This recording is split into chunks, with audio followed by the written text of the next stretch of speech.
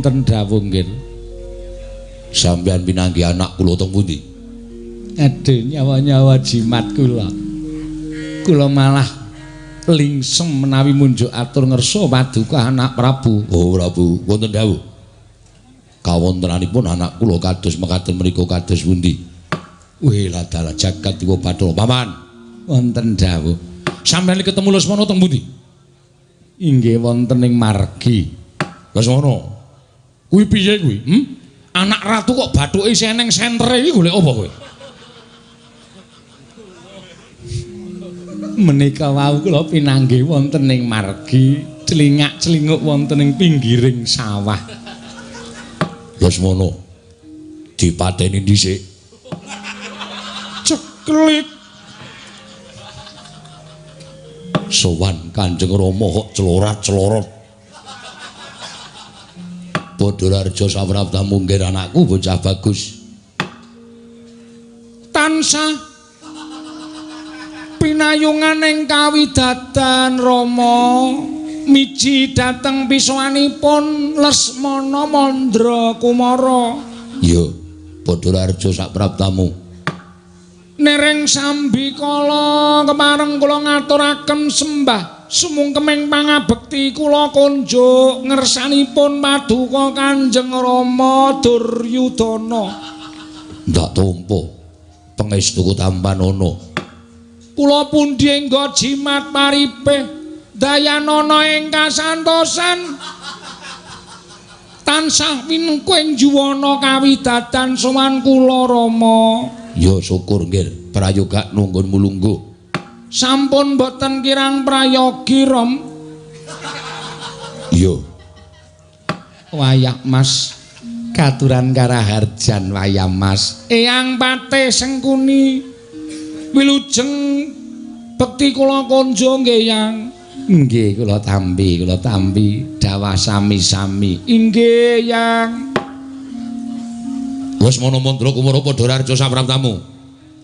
Pangestunipun Siwa Baladewa saken jimat pari kula konjo. Ya tak tampa pangestuku tampanana. Aja ditirake ya Lesmana. Sanget anggen kawula mundi ndatosaken jimat pari nganggo. Padhararja sapraptamu Lesmana. Aja ditirake ya Lesmana. Ngestunipun Yang Duran Mbahmu saka lima ki nek arep omong nganggo. Nggih Yang Dura Anudurna wilujeng kula konjo nggih ngestunipun Yang Duran Durna. Inggih Yang Dura Anudurna wilujeng bekti kula konjo nggih Yang. Kowe iki saka ngendi Lesmana kok dadi kalungan batre? Pados kodhok. Anak ratu kok golek kodhok. Nganggur teng kasatriyan boten gadah pedamelan bingung kula jujeg. Tiang niku nek bingung mesti getih munggah. Tinimbangane kula mengke stroke enom. Mula kula golek kodhok nembe angsal 3 ditimbali Patih Harya Sengkuni. Dibuang. Sesone butuh kodhok tumbas. Anak ratu kok mapan nggon jenis-jenis kaya ngono kuwi. Dibuang. Nggih, sampun kula bucal turah setunggal ageng ngajeng kula caoske Yang Durna. Kodhok kerok. Oh ya apa wangun kuwi mbahne kon mangan kodhok kerok kuwi. Men mudhar, heeh. Pilujeng bekti kula konjo Yang. Iya tak tampa. Pangestuku tampanana ya Lesmana. Kula pundi engga jimat paripe Lesmana. wonten dawuh 7 dina kepungkur kowe matur karo Pun Rama nangis ana ing ngarsaning Pun Rama. Kowe pengen rabi kelingan apa ora? Dek kapan 7 dina kepungkur kowe nangis ana negara Ngastina.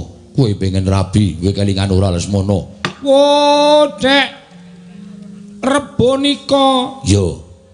Nggih Rama. Sebab apa kowe kok nangis njaluk rabi? Amargi kula ngimpi. Ngimpi. Nggih.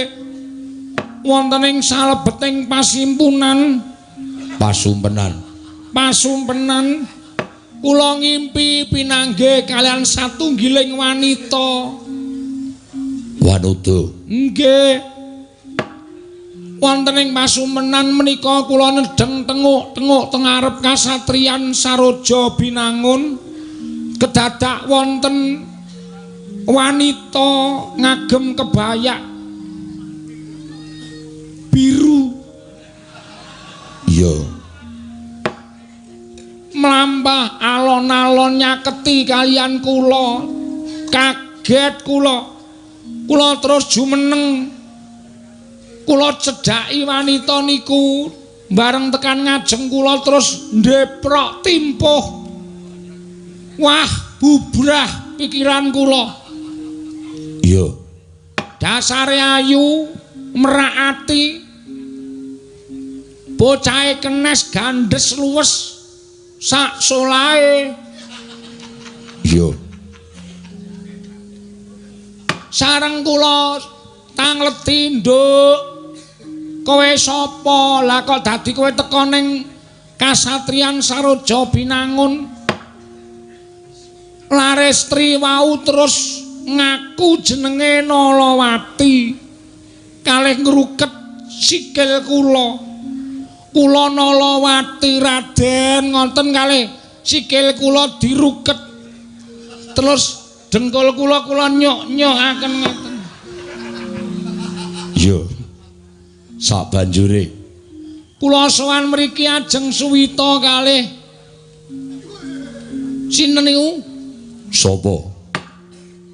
Lesmana Mandra Kumara. Bocah niku terus kula junjung. Kula jak mlebu wonten ing kasatriyan Saroja Binangun Kembul Bujanandrawina. Kula didulang Rama. Kowe didulang? Nggih. Unjukan dijupukke, sekul dipendhetke, lawuh dipendhetke terus njejeri kula lungguh didulang. Pokoke kaya manten anyar nika. Bocah niku kula rangkul. Terus kula ngendika, wis kowe nek seneng karo aku tenan, sesuk aku tak matur Kanjeng Rama awake dhewe ijab. Bocah niku ya mantuk. Terus kula geret, kula jak mlebu teng kamar. Bocah niku lewo-lewo. Ampun Raden, mangke nek pun resmi. Kula nggih omong resmi karo ora rasane padha wae. Ayo to, aku ngono, aku wis kebacut ngombe pil kita. Ngonten niku tenggen impen Rama ngremenaken sanget. Bocah niku terus manut. Kula terus mlebu teng kamar. Spray kula ganti. Sing ngonten gambare kembang. Iya. Kula terus ganti sarung. Nalawati terus kebayake diuculi. Diteruske mboten Rama. Terusno ora apa-apa. Pun Ger, cekap semanten mawon Ger. Kula wong tuwa sing ora kuat e. Ngenangen kula tekan pundi-pundi. Ampun digagas Yang. Niki meng wong ngimpi kok. Nggih.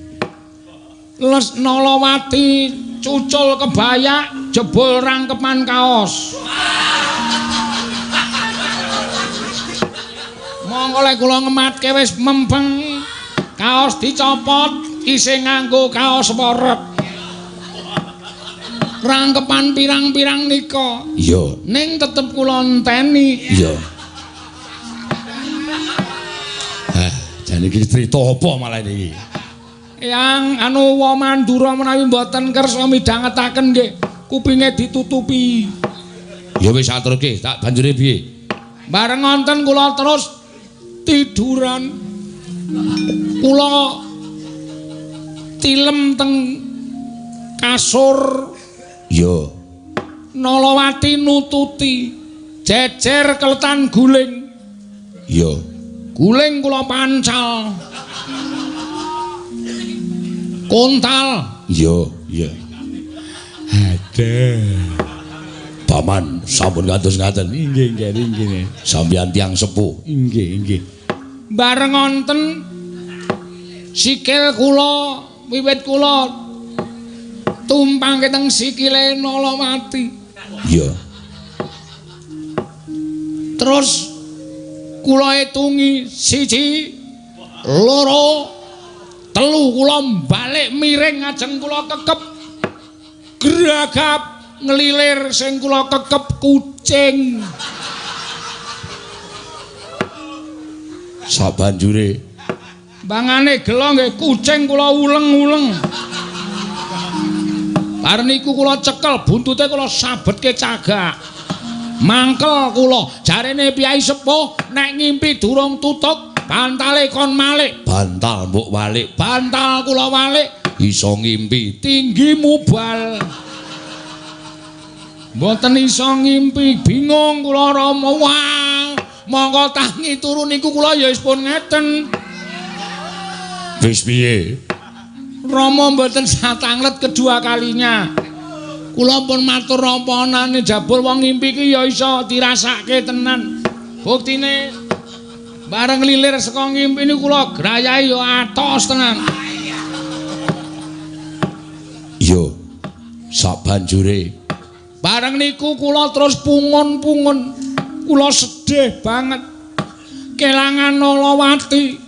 Rama napa-napa sing kula sawang pewujutane dadi kaya Nalawati. Kula susah tumuli kula sowan ngersanipun Kanjeng Rama nalika semanten. Pepasrening Taman Saroja Binangun ingkang wujud menjangan ingkang mapan wonten ing Balumbang kula sawang ya kaya Nalawati lagi mbrangkang. Kaya ajeng kula tubruk-tubruk nika. iya. Pendak-pendak kula ngilo teng kaca gedhah. Kula dandan niku ya kaya sliwer Nalawati. Kaya turut kaca. Nek kula adus, kula nyiduk banyu niku Nalawati wayangane kaya tenggen banyu. Pokoke wong gandrung niku pancen abot tenan Rama, napa-napa sing disawang kaya Nalawati. Wingenane kula tuku pecel. Bakule pecel kaya Nalawati kula tubruk, kula dituthuk cuwek. Terus demben kula tuku gudeg. Kula sawang bakule gudeg ya kaya Nalawati bareng kula tubruk. Lemu tenan Rama. Iya. Ngoyo ngono kuwi rasaning wong kang lagi gandrung. Kasinggihan mekaten.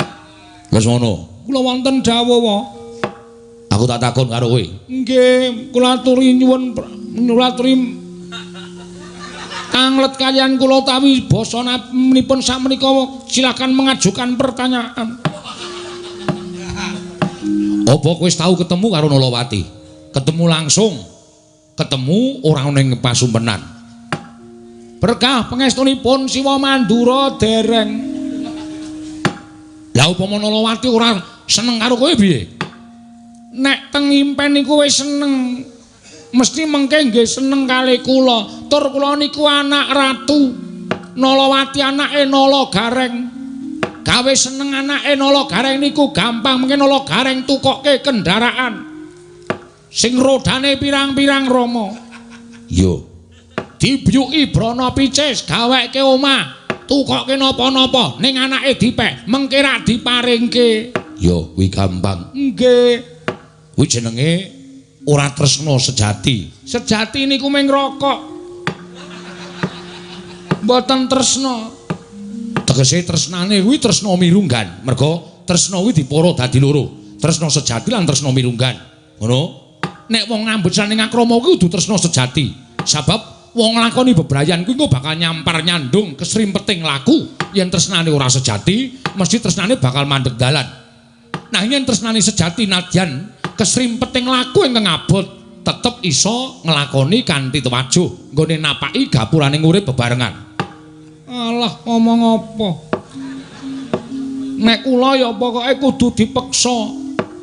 Lah mengko padha karo Nalagaring Kinyeng sarake anake nek kanthi Nalawati moh rabi karo kowe. Wose saniki ngeten. Kula tekan negara Ngastina niku kula wis krasa mengar ditanting karo para pinisepuh lan pinisilin. Samangke kula mesti ajeng ditakoni Nalawati wis tresna apa urung. Tresna napa mboten iki tumrap kula mboten penting. Paham? Malah nyeneni sapa-sapa. Pokoke Rama nek mboten nglamarke kula, Rama mboten nglamarke Lesmana entuk Nalawati. Rama kelangan anak. Rama bakal kecalan putra kakungipun inggih menika Lesmana Mandra Kumara. Kula wegah urip ning alam padang, kula moh nyawang gelaring jagat nek Nalawati mboten jatuh dalam pelukan kula. Dede lah kok dadi kaya ngono ya katresnane. Nggih. Yo. Lesmana wonten dawuh. Yen pancen wis tekadmu kaya ngono. Wektu dina iki tak timbali. Pun Rama bakal ngrabekke karo kowe. Nun. Estu Rama kula mboten salah pamireng. Ora. Kula aturi ngambali sepisan malih supados sedaya sami midhangetaken.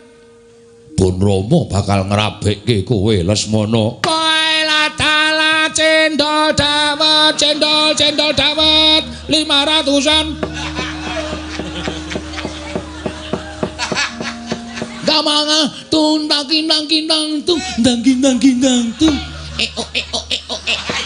Bawadana. Wonten dawuh. Malah dikerongi barang iki. Oh, kula niku nek kali cendol dawet seneng rajam-rajamak. Estu Rama. Yo tenan. Aduh. Kaya lumaku ing wanci peteng kepapak. Wong gawa Petromak. Biar padang trawangan raos sing mana kula Nalawati, kowe mesti tiba ning pangkonku Cayu. Sumurupa. Inggih Rama. Sing bakal nglamarake dudu wong baen-baen. Sinten Rama? Wakmu ing Mandura. Ya kuwi wakmu Baladewa ing bakal nglamarake Nalawati. Bakal winengku garwa malan kowe inggih anak Lesmana Mandra Kumara. Wa Baladewa ing nglamaraken. Iya, Lesmana Mandra Kumara. Welatala cendol dawet. Iya, rasa anggo cendol. Nggih, matur nuwun nggih, Wa. Yo. Panjenengan sampun purun nglamaraken Nalawati. Nalagaring mesti wedi karo aku. Yen aku sing teka mesti diparingke anake marang aku dicaoske karo aku tak dhawuhke karo kowe. Alhamdulillah. Ngremenaken sanget menawi panjenengan paring dawuh ingkang kados mekaten lega raos ing manah kula. Rama. Nggih. Benjang menawi kelampan dhawuh nanggap tontonan nggih Rama. Yo, aja kuwatir. Kowe njaluk apa wae tak turuti. Ketoprak. Yo, aja kuwatir. Jalitan. Jadilan. Yo, aja kuwatir. Awan bengi. Yo. Sing wedok kabeh. Yo. Tak goleke mesti eneng. Nggih, dibayar sing akeh. Len jatil kon nganggo klambi renang. Mboten nonton nggih. Dibayar. Oh nggih. Ora gelem aku amuk kabeh. Nggih. Pun dileksanani kemawon. Bapa Durna pados wong dodol sing akeh kon dodol kabeh. Oh nggih. Iya nggih putuku ya, mengko aku sing golek. Nek ora payu kaidit. Oh iya. Anak ratu rabi ming cek remes. Rugi. Yo Lesmana aja kaya bocah cilik. Pun ngaten mawon kula tak nyuwun pamit. Arep nendi? Neruske golek kodho. Aja kundur ning Kasatriyan Saruja Pinangun. Sendika ngestaken dawuh. Nyuwun pamit Rama. Yo sing ati-ati aja kaya bocah cilik. Gumbira raos sing manah kula. Yo. Eyang Pate kula nyuwun pamit. Nggih nggih ngatos-atos sampun kaleksanan menapa penjangkanipun kedah bombong manahipun. Mekaten. Nggih. Siwa Mandura kula nyuwun pamit. Yo sing ati-ati. Dandan cara manten. Samenika bidal. Yo rampung pasiwakan iki budal. Neng omahe nolo garing. Aduh, seneng kula tanpa upami. Kula tak adus riyin. Yo. Mangke terus nyandang cara pinanganten nganggo klupuk. Apa? Klupuk. Kupluk. Mengke kula mboten sang nganggo klambi mengke Nalawati kula punji kaya nek anak Ratu Dorabi nika. Yo, monggo punjinen. Nggih, asik seneng tenan kula. Bapak Durna, apa panjenengan kula dapuk seksi konsumsi. Wis sakaremu wis. Sak omong-omonganmu. Pokoke aku mengkari manut. Nggih. Kula nyuwun pamit wangsul dhateng Saroja Binangun gantos busana acara pinanganten sing ati-ati, Lesmana sing ati-ati. Sapa meneh sing tak pamiti iki? Om Kartomarma. Inggih nggih ngatos-atos. Kula nyuwun pamit, nyuwun pangestu ajeng rabi. Nggih ngatos-atos. Inggih. Sampun nggih Rama. Yo sing ati-ati aja kaya bocah cilik. Mundurmu marang Saroja Binangun muga-muga lebda ing karya lan kelakon penjangkamu Lesmana. Nuwun inggih ngestaken dawuh kula nyuwun pamit Eyang Siwa, Eyang Om Kanjeng Rama dipun sekecaken anggenipun bawa rasa ginem ganda raos kula madal pasilan. Sing ati-ati aja kaya bocah cilik. Nuwun inggih Rama no maling.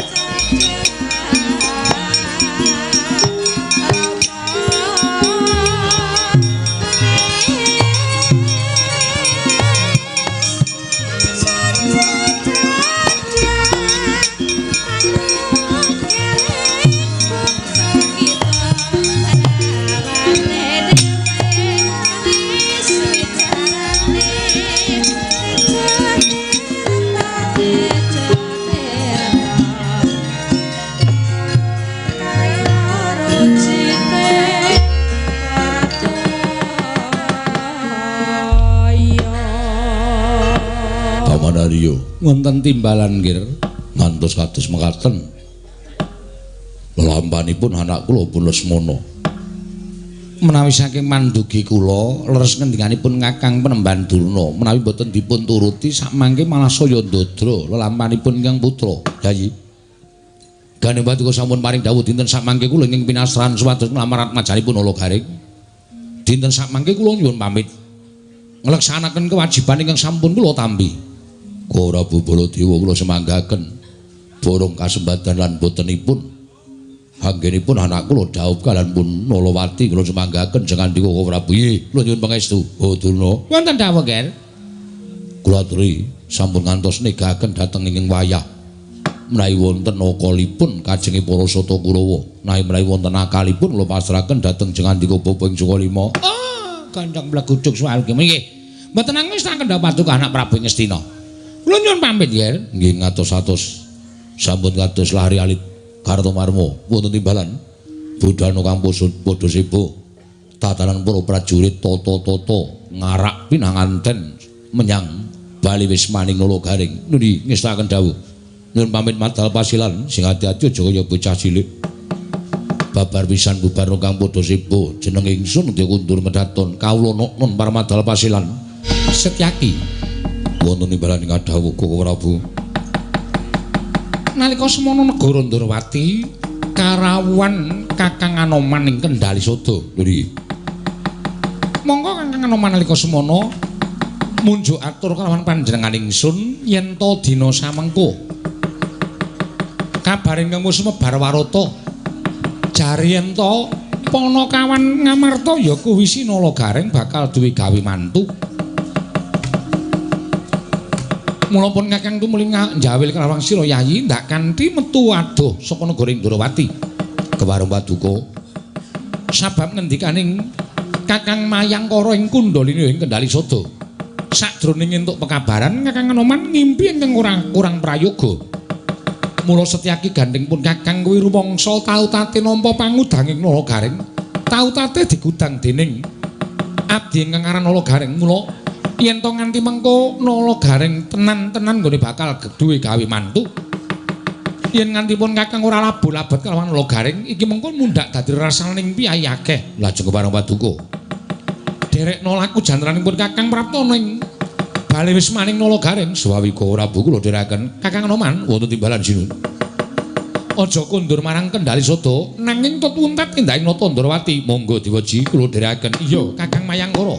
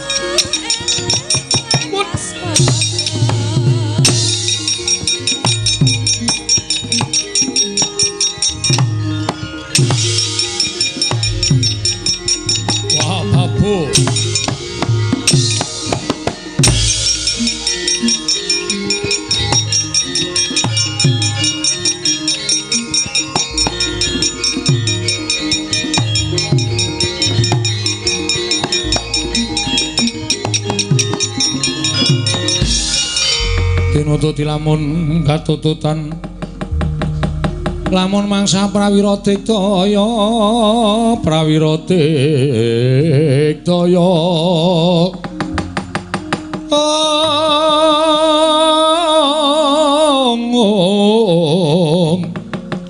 Prananggana magawe gelar irawang-wang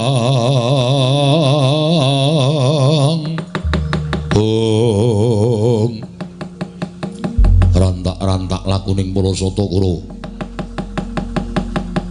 liwat dalan ing Nganjuk ning negara Ndrawati wikatine apa? Setyaki ana barat. Aku minglar kewa, kowe nyegat ngiwa, minglar nengen, kowe nyegat nengen. Karepmu piye? Mung bakal takon Setyane Kurawa menyang endi? Iki bakal ana laku ingkang gedhe. Nderekake anakku Lesmana Mandrakumara.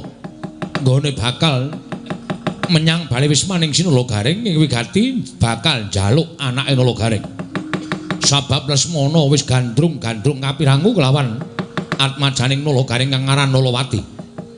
Yen ngono kena tak pamake bakal ngrusak marang Pagerayu. Lho, ngrusak Pagerayu piye? Kabar sing tak tampa yen to Nala Gareng bakal duwe gawe mantu. Tegese wong duwe gawe mantu kuwi mesti ana calon temantening lanang. Lah kok dadi iki Lesmana diarak marang bali wis maning Nala Gareng kang mangkono bakal ngrusak bebrayaning atmajaning Nala Gareng. Aja ngawu gawar ngawur kowe. Calon manten lanang ya Lesmana kuwi. Aku ora percaya merga lakon sing wis kelakon pendak-pendak putra ngestina nggayu wong wadon mesti ora bakal kasembatan. Siji ora kelakon, loro sing wadon mesti ora tresna karo putra ngestina. Mula ora usah nduk teruske nggonmu prapteng bali wis maning nolo garing. Ayo semingkir. Ayo bali. Lho. Nundung marang para Satakura. Apa abamu? Gelem bali apa ora? Ora gelem bali tak babati gamanmu tak gulungi genderamu Kartomarma. Kakiat risang kapirang uri nangkul kinempit kempit dosang reknaning bawono. Oh, wah urap-urapan suaramu menyangan diwayang ngri Kurawa ketemu karo wong-wonge Pendho mesti sulaya. Ora sandadakku ki Gunung Bayu bali ora. Aku mbacut kena sirahmu tinggalan kene. Wah, nantang perkara karo Kartomarma. Wani ora sing tawedeni apamu. Ora minggat karo aku tebak dadawune marganing patimu sing ngolina prapteng lalis Kartomarma.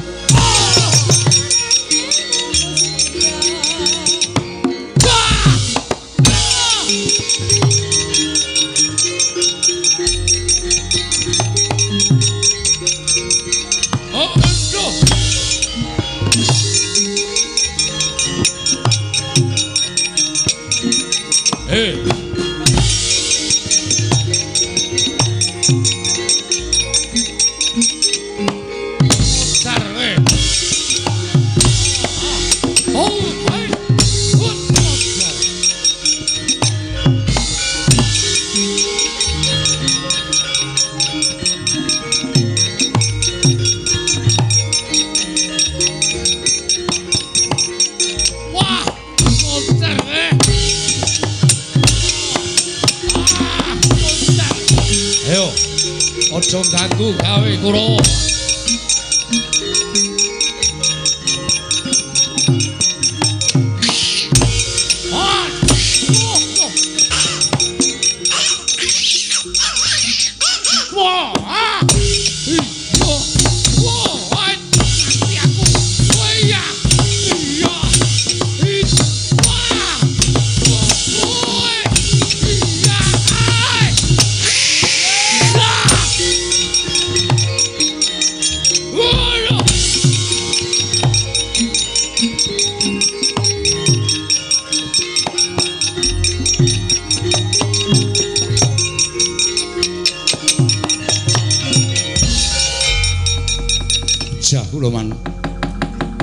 Barisan Kurawa ketemu sapa?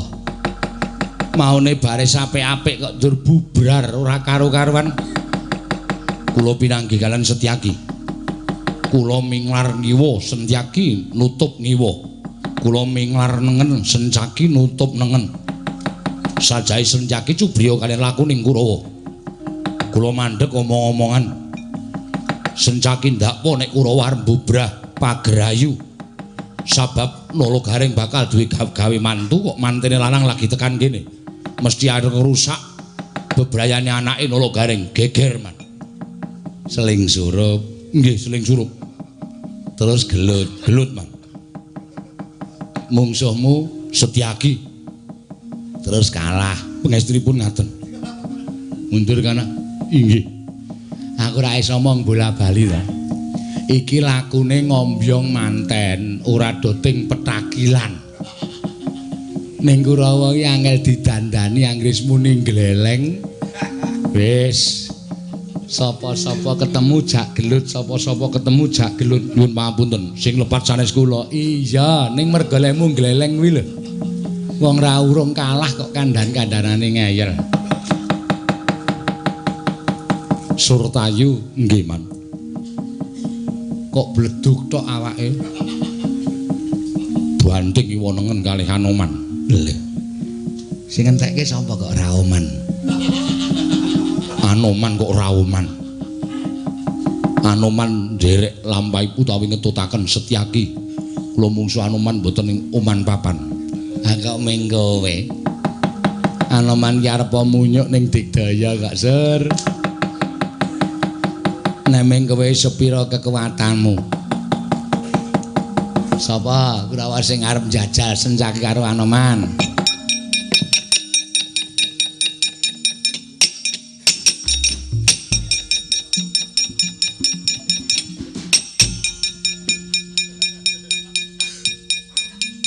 Ngopo kok cengkengesan, Man?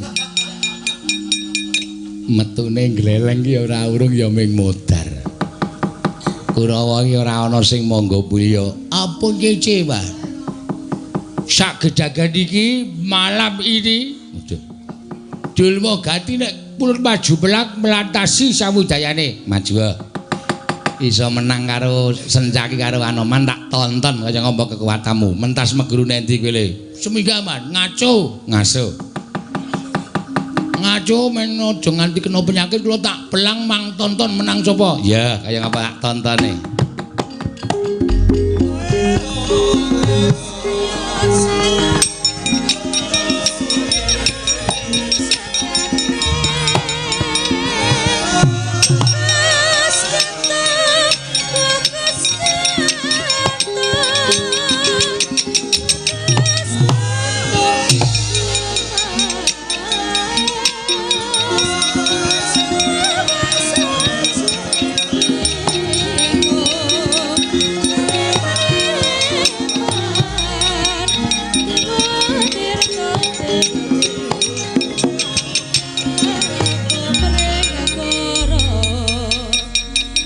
Adoman dasar kepala nyoto Raden Durmagati dasar kepala nyoto kowe sing ngoblak-ablik kula wanyuk inggih kowe aja gleleng aja gembilo cilahmu kowe aja ngalake Kaltomalmo aja ngalake Cultayu ning sapa sing maju ning pabaladan bengi iki Raden Durmagati aku Cenopati ning Kulawa kowe njaluk modal cala piye modal sek apa sentik-sentik Apa modal kanthi lolo sing tok lacake nganti sundul tekan bun-bun sing dadi nyatane.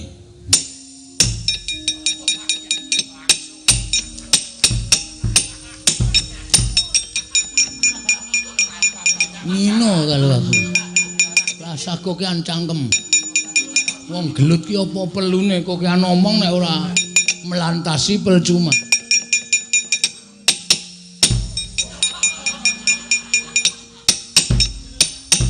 Oh, model. Kowe kapomu kapan iki mentas megulu anyar iki. Ya, kemaju legane ati.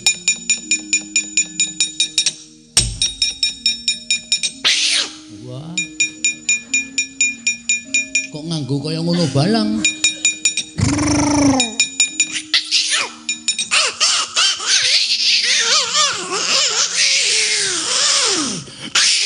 Waduh.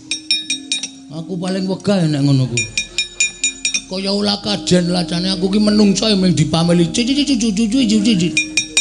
Ayo sing apik omong sing apik nganggo cara menungso ora cara munyuk.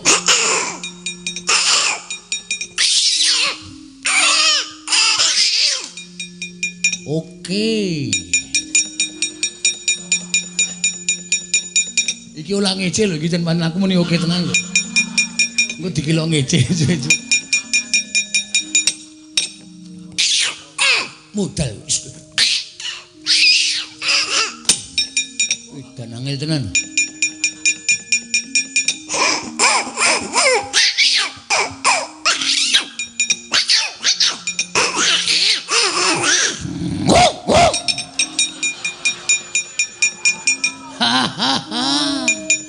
Kaya ora ngerti kelemane munyuk-munyuk kalau kilik wedi. Ayo. Kowe kalau aku padha-padha mbiyen sak lombongan. Kowe munyuke aku kilike. Dadi ledek munyuk. Ning cah iki dadi musuh kowe apa aku sing tekan ning Pati Cenggana.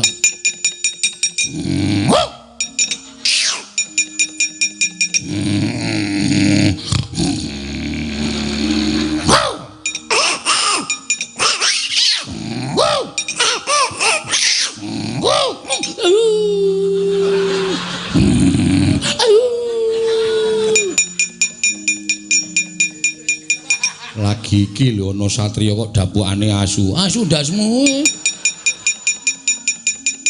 Kowe malah yo. Wah, aja dolanan sak penek dhewe. Ayo aku apa kok sing tekan ning Pati? Lakon tinjung akhirat nyawamu kowe.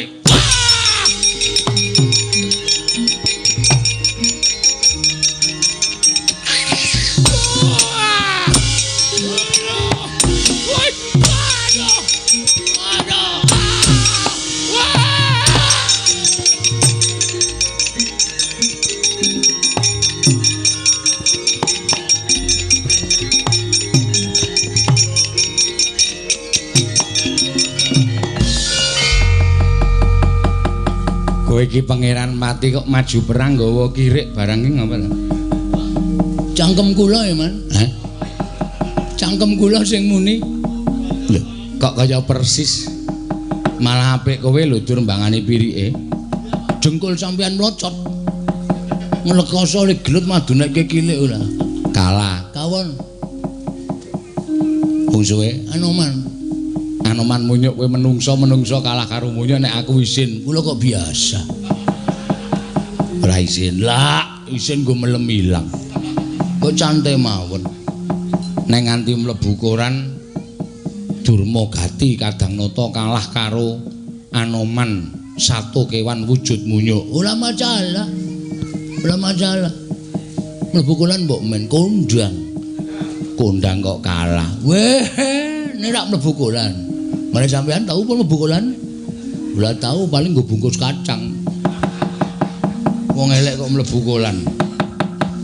Sapa sing arep maju? Nah iki. Cit, Nun. Maju apa? Nun. Maju apa piye? Mungsuhe to, Man. Mungsuhe Anoman. Patenono nek pancen kowe wani. Karo Senjaki. suwe. Senjaki. Kula semika kula ajaran.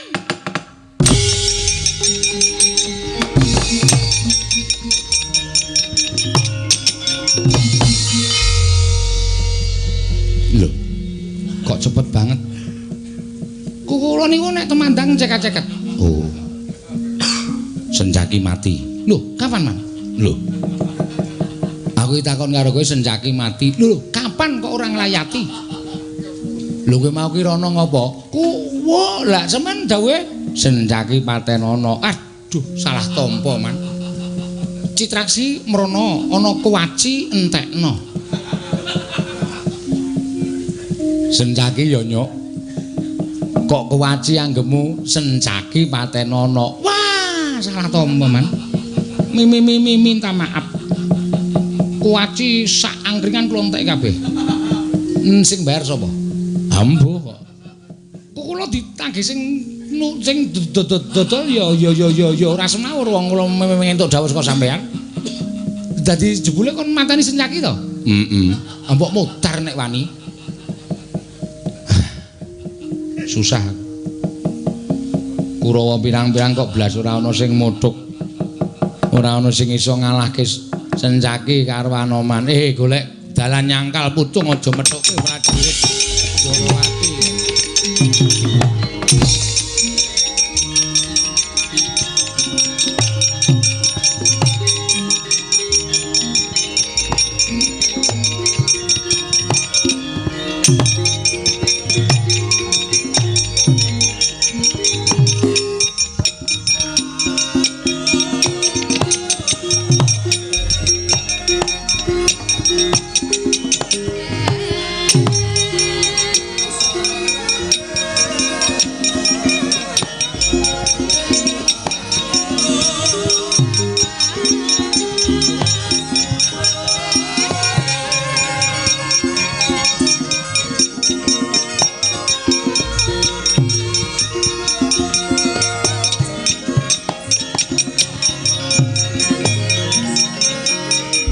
Senayeng mangglo mintonaken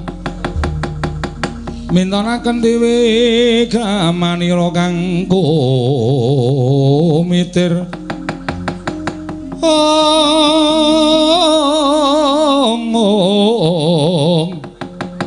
kang mitiran ning astoane ngasto Setyaki wonten timbalan geger bleduk mangampak-ampak lambaipun para Sata Kurawa mesti dadi bentak sirah. Kasinggihan mekaten. Kok ora leren-leren nggonmu sengit karo para Sata Kurawa? Wiwit rumiyin ngantos sak menika kula menika mboten demen kan para Sata Kurawa.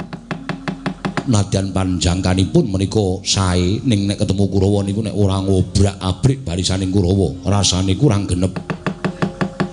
Kurang marem atine Setyaki. Ngono Dimas. Lho ya yen pancen kaya mengkono terusno lakumu kelawan Kakang Anoman aku tak ngambantir Kantara Prapteng bali wis maning Nalagaring Suwawi Kowe Prabu kula dherekaken ayo Dimas Haryo Setyaki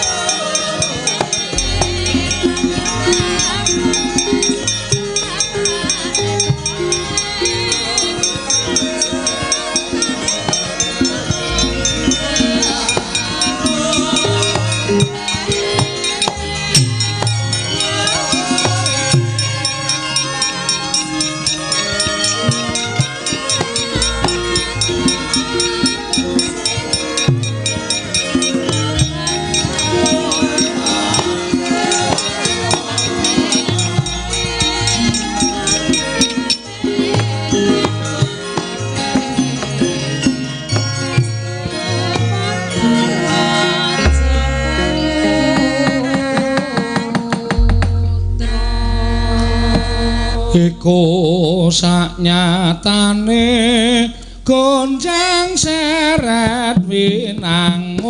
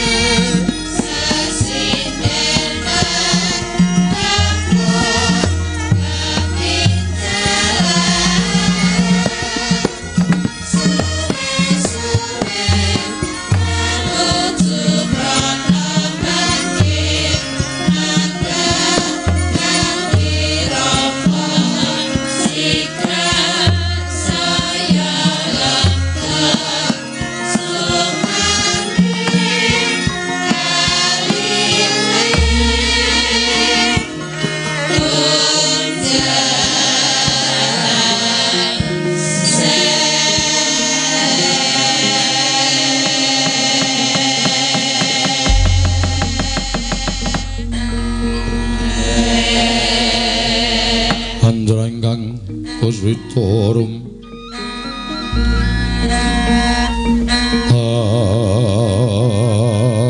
siring samirana mrik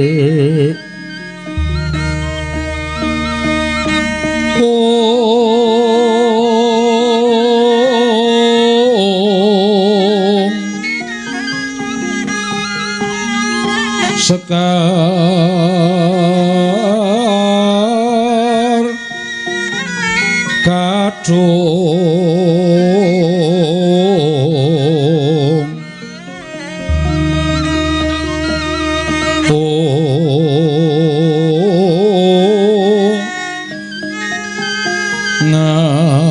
ngas kandanya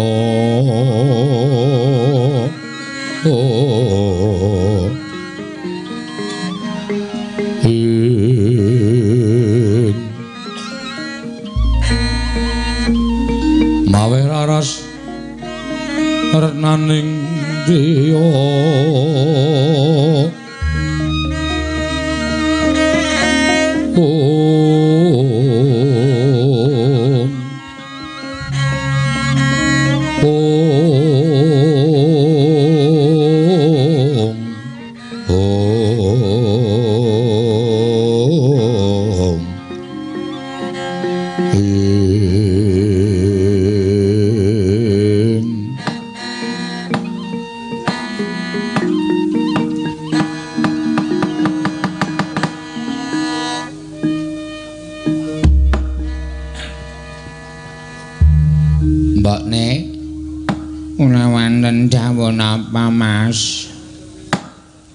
mumpung iki ana wektu sing mirunggan iso sak pejagong mergo aku nek esuk iki mesti wis tindak kantor pos nggih monggo aku nek rawuh ki sore dadi nek ketemu karo kowe iki arang-arang monggo kowe lek nyinden ya larise ora jamak nggih ha iki mumpung ana wektu prei ngene iki iso sak pejagong iki janjane aku arep kon karo kowe aku ki arep kepengin ndudah gegembolaning atimu ning tak jaluk kowe sing jujur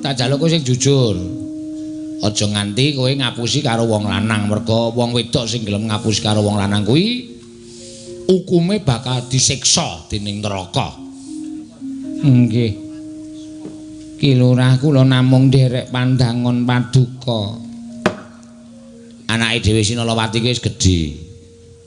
Wis carane kembang kuwi wis mekar.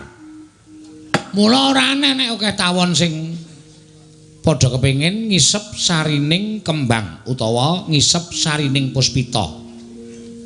Mbuh tawon saka ngendi?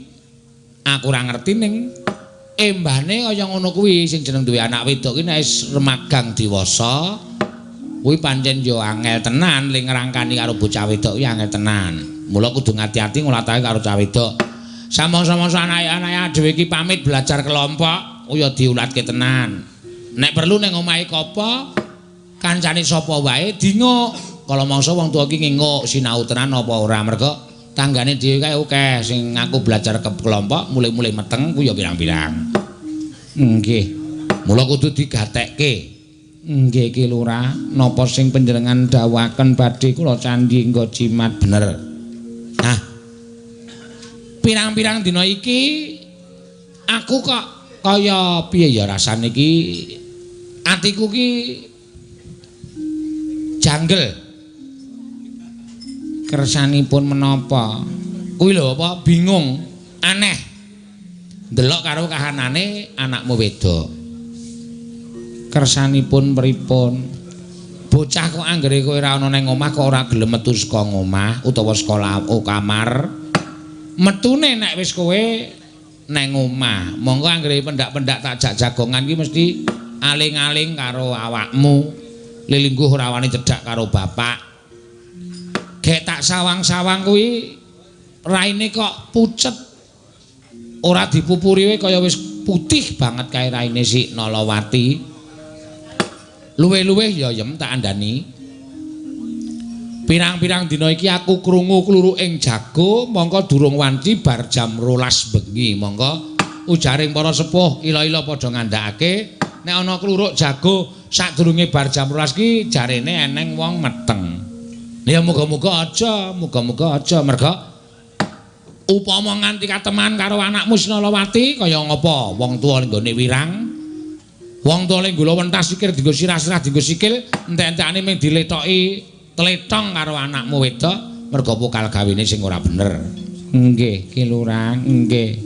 Lah saiki tak takoni. Bocah kuwi masuk angin apa bocah kuwi lagi lara? Apa bocah kuwi kena ngapa? Kuwi kowe matura karo Kakang Mas Pangeran Nalagareng. Nggih. Wis tak wenehi kalodhangan mumpung iki ana wektu sing mirunggan iso dienggo ngaso ning omah kowe matura karo aku. Menawi kula matur kaliyan Ki Lurah Nala Gareng kula niku ajre. Lho ngapa kok dadak mewek barang iki ngapa? Kok dadak nangis barang iki ngapa? Menika Ki Lurah ingkang kula antu-antu pandangonipun Ki Lurah Nala Gareng ngrembak perkawis babagan putra panjenengan. Inggih menika pun Nalawati. Ora ngedeg-degi pikire wong lanang lho. Ora nganggo nangis-nangis ngono kuwi barang. Malah kemrungsung pikir aku. Ana apa kok dadak nangis barang iki apa? Anu Ki Lurah. Nak wonten paring dawuh biya. Mbok kowe matur dhewe to, Nak. Mbokmu ora aku agang matur karo bapakmu mergo bapakmu ki watake kaya Prabu Baladewa. Galake ra jamak-jamak, senengane getaki simbok. Engko nek jantunge simbok kumat, sapa sing arep ngrukti karo simbok, Nak? Ora jane iki ngapa ta kowe iki? Nangis-nangis barang iki ngapa? Kok aleman? Nangis. Teruske. Ora suwe-suwe mangan selop. Lha urung matur wis kon mangan selop. Kowe omong dhewe ya Nalawati, aku wis ora iso matur karo bapakmu nek wis kaya ngono kuwi Nalawati. Nalawati. Wonten dawuh Bapa. Maju kene. Inggih. Matur. Mbokmu ora kuat matur. Matur ana apa? Apa kowe ndek utang akeh apa kowe kepiye? Apa kowe diladaki kancamu? Apa kowe diece karo kancamu? Kok nganti si mbokmu nangis kaya ngono kuwi? Matura karo bapakmu. Ana maju. Nalawati. Wonten dawuh. Maju. Maju to Pak Seret. Wah, senengane ganggu karo pikirane wong tuwa iki aku ora seneng e. Maju kae wis. Ayo toh, dijumbuhke karo nek njaluk dit dienggo rebonding barang ana kae. Nek njaluk dit ngoso-oso nek kono matur karo wong tuwa kok ora gek cekat-cekat. Ayo kae. Maju. Maju apa tak? Joke. Gawe maju. Nalawati maju bapakmu raine wis abang kaya ngono kae engko ndak malah ayan tetekmu kuwi. Ujung rai abang kok ayan senengane. Maju kene nok Cah Bagok Cahayu. Ing Manutya Yutama ngambar arum sang kusuma.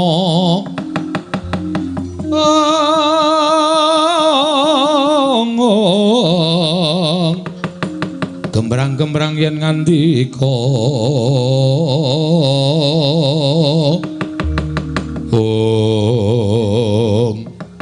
wis gak wis kowe matur karo bapak kowe lara nek lara ayo tak presake none Mas Mantri. Soale mantri desa kene iki nek mriksa tlatene ra jamak-jamak.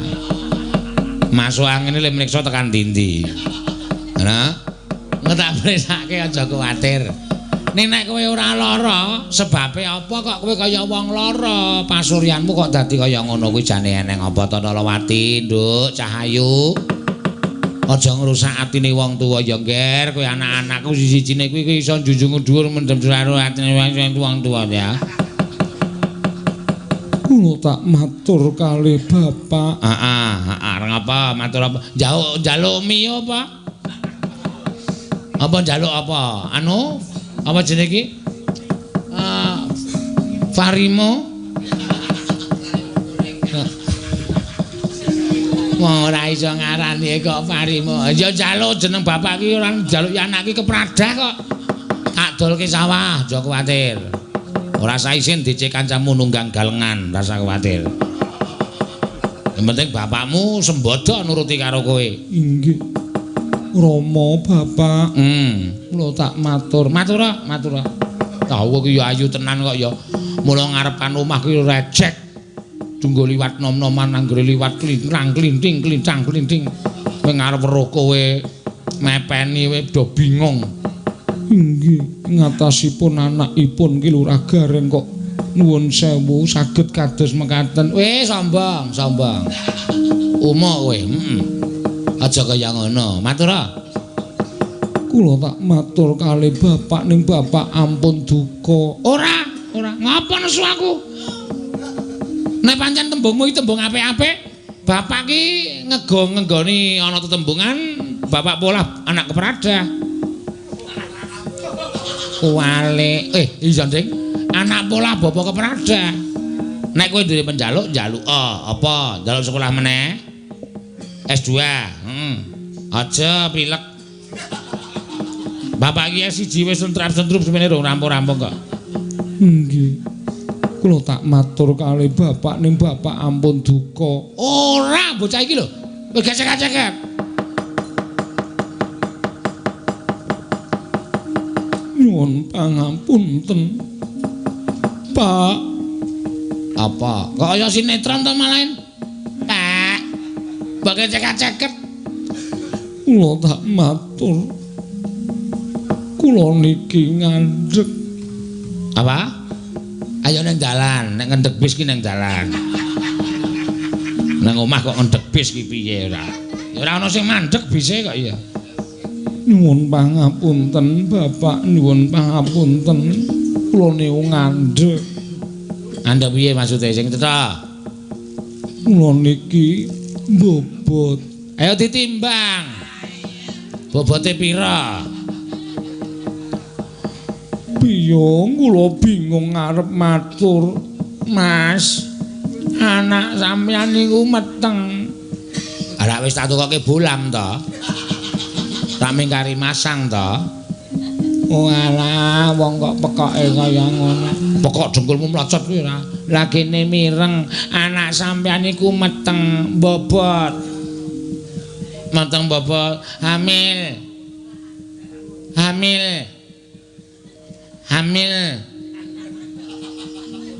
Maksude mula kowe iki tak ajar lho Yem.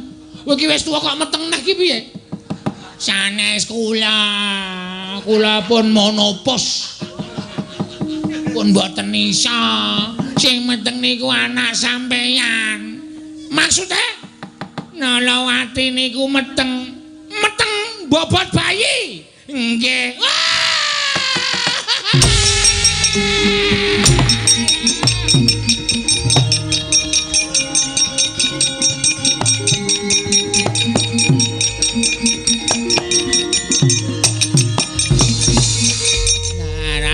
Ta kula niku ora gelem matur niku merga sampeyan mesti kaya ngenten niku Yajar, Mas Yajar. Mas ampun ngenten Sajar, Mas. Aja nah, bapakmu ambegane kaya ngene iki apike dipateni sisan. Mas, ungu Mas Gareng, ampun kaya ngaten.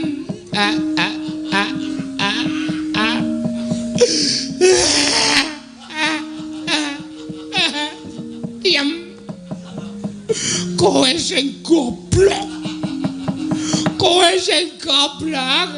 ora iso ngomong karo anakmu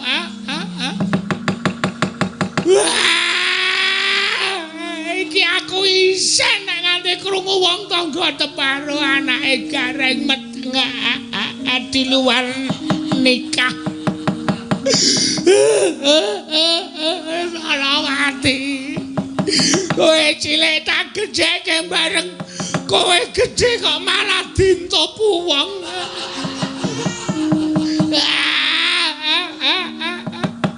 Piye kanane kaya ngene iki piye? Monggo kaya ngono kuwi ora iso diilangi, ora iso saya cilik ning saya gedhe. Mengko nganti saya gedhe terus do dirasani anake Gareng sing wedok kae meteng. Isin tenan aku. Ning nyatane nggih pun kelakon niku adile dudu dilakoni mboten sah ditinggal nangis kaya ngoten. Dalawati kowe piye to no? Mula wis tak Omong ki aja sok nganti saba ning gubuk asmara. Mergo nek nganti kowe kepilut janji mengko nek nganti lali janjine. Uripmu kaya diblonyo kembang rawe. Mergo kowe kuwalat karo podang kuning.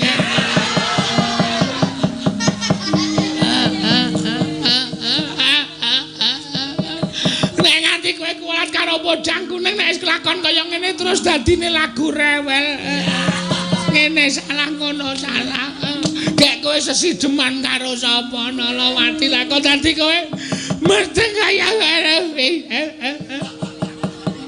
Bapak gundulmu kuwi kok meteng ro bapak piye Nalawati niku manggil sampean ngundang sampean bapak kok dikira meteng karo bapak nek ya nek upama tak tinggal nangis ya ora ana rampunge ya Kareng apa tangisi setahun ya ora bakal rampung. Saiki ngene. Kowe jujur. Kahanan kaya ngene iki adile nek ora ditempokke karo sing tumindak. Ora bakal rampung perkarane. Nek pancen ana wong lanang sing tumindak karo kowe, terus ora gelem tanggung jawab, jodoke lawange. Lha tak pacul ndase wae piye? Bapak. Piye? Sapa? Sapa sing tumindak?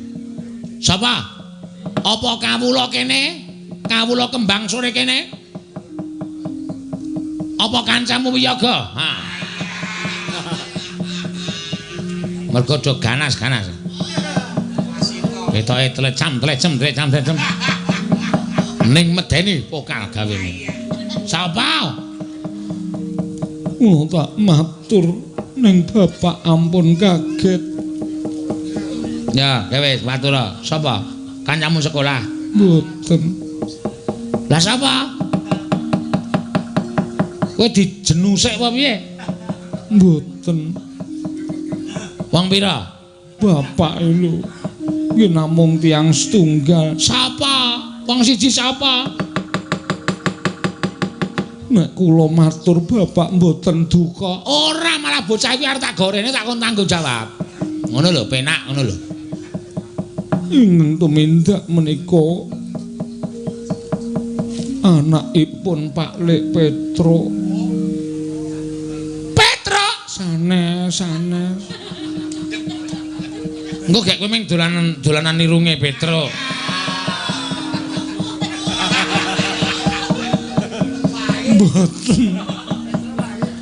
Mboten sanes Pak Lek Petro ning anake Pak Lek Petro. Kasinggihan mekaten. Apa sih?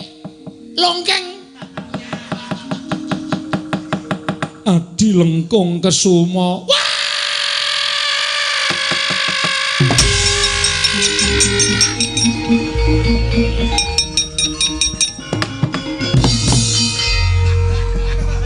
Yem buyer. Yem.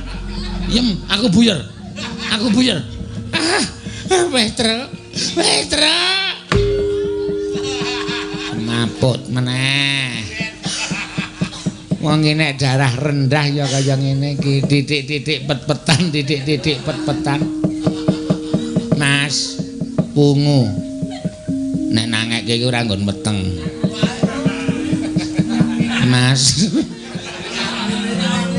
Mas, pungu. Nah, tangi aku.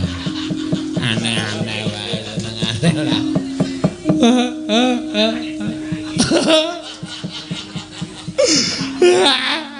Nek wong liya wae karuane nggonku ngurus. Kok dadi iki piye to, Nak? Nek dilemu dolan. Kowe dolan ubyang-ubyung karo anake Petro kae. Nanti lemu tumindak. Mulane sono nek dijak sesire anake Petro malam Jumat Kliwon ki aja menyang.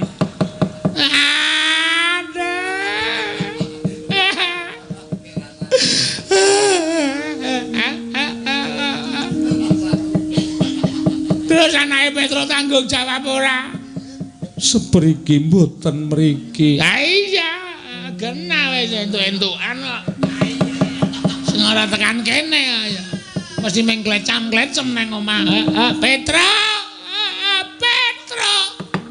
Kancong bolong anakmu tumidak kaya ngene ora iso ngajar anakmu. Lereh getih. Walik. Getih lereh. Getih lereh antarane sedulur tak lakoni tenan.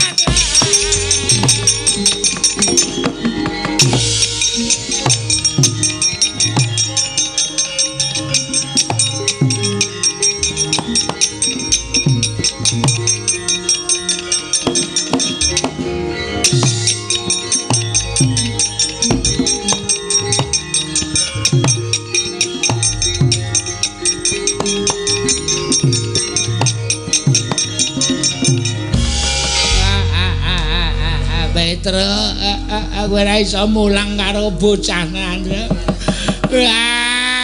Aku iki iso-iso kiraine wong tuwa ora bakal ilang trawase urip, Tru. Anakku wedok dicecamah karo anakmu lanang, Petra. Ora iso ngandani anakmu, pecel-pecel dadekke 40 nya rasamu.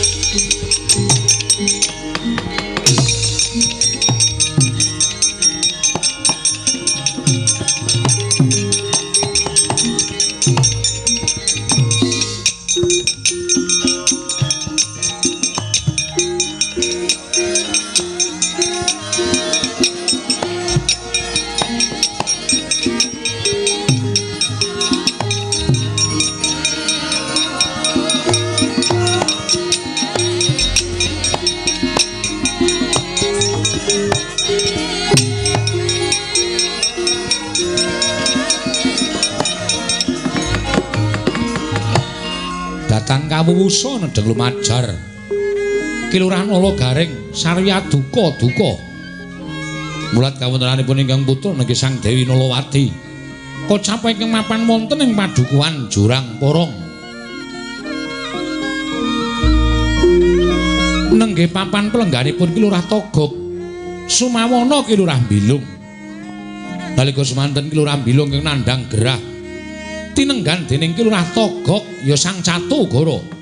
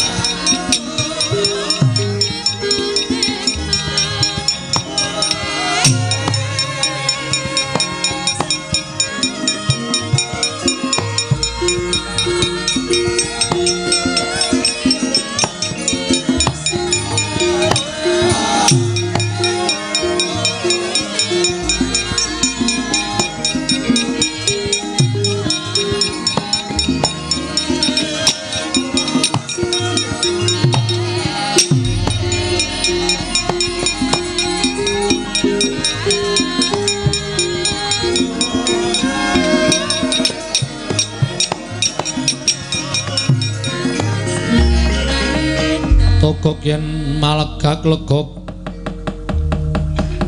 trembilung kang sarawita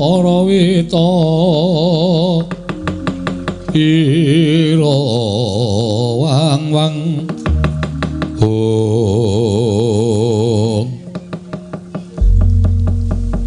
ora janjane kowe iki lara apa to, Lung? Wong lara kok awake seger. Monggo umume wong lara iki ora doyan mangan kok kowe le mangan malah saiki sedina ping 5. Monggo ngarani esuk kudu nganggo jangan krecek. Engko tengah awan sithik ndadak disediake lotek. Engko lingsir jam 12 medhun kon ukoke tungseng ndas. Mengko bengi njaluk nganggo sing seger-seger soto utawa bakso. Lah aku ki suwe-suwe tekor nelemu lara kaya ngono kuwi.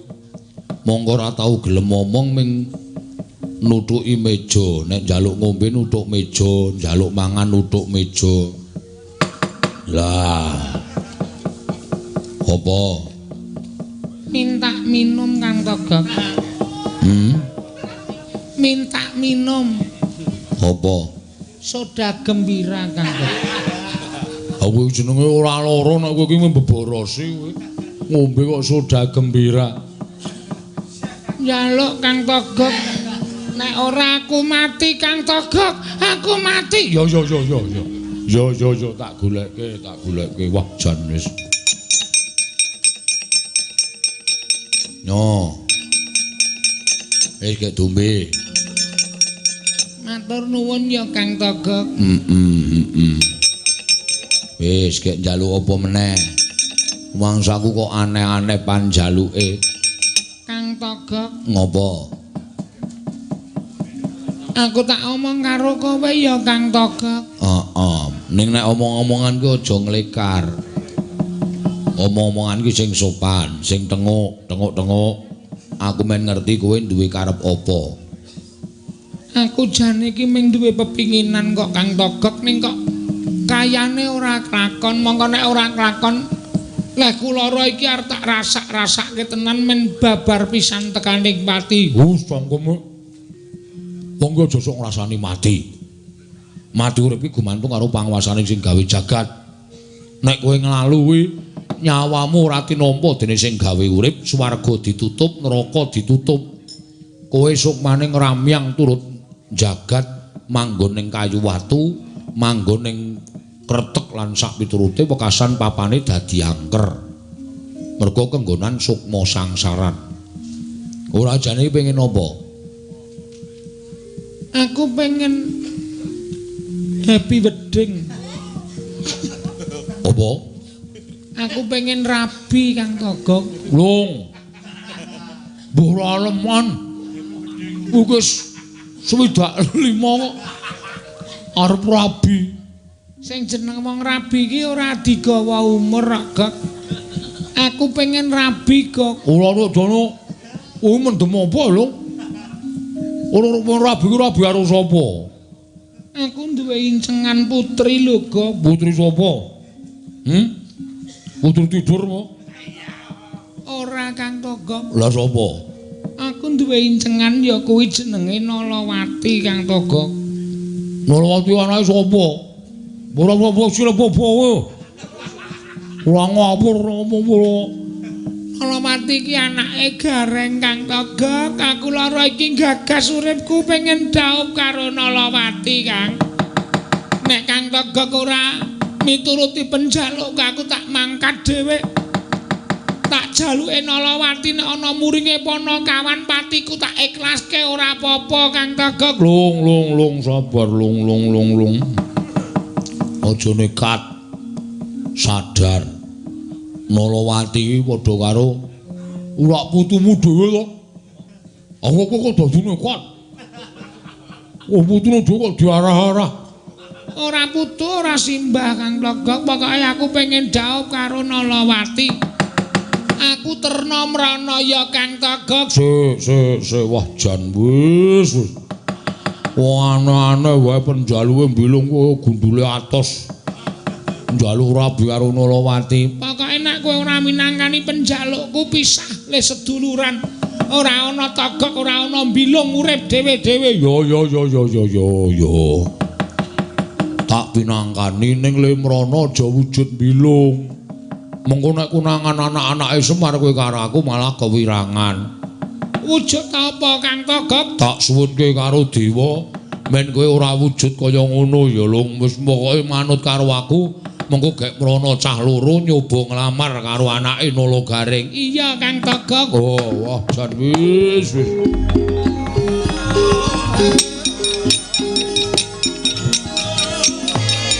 Wah, jan wis.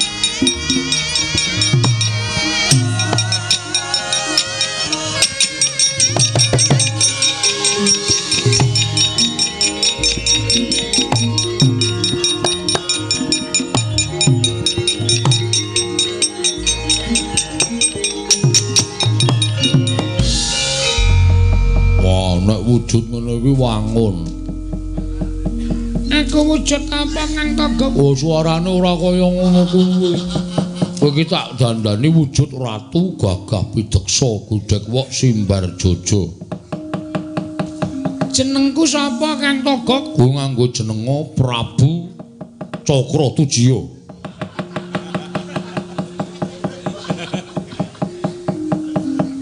Ngono Kang Togok. Nglamar karo anake Nalawati. Iya Kang Togok. Suarane sing gedhe. Jagat Dewa Bathara. Wah, semono kuwi. Lah terus Kang Togok wujud apa? Aku tak wujud dadi patihmu wae men ketok nek kowe iki wong sugih men Nalawati gelem tok dhaup. Ngono aku wis salin wujud kowe karo aku mrono bareng lamar Nalawati. Yo, Kang Togok ayo tak bakal tak dherekake. Kowe sing tak dherekake.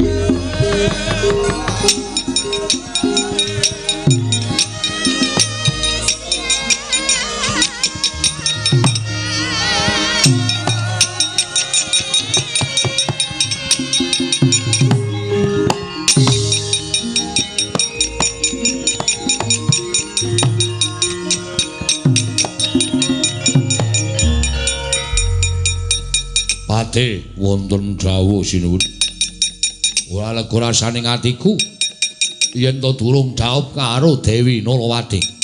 Menawi kula mekaten suwawi kula dherekaken prapta wonten bali wismanipun Nalagaring dipun lamar ingkang atmajanipun Nalagaring menika pun Nalawati. Ayo tutna laku jandraku te. Monggo kula dherekaken sinuwun.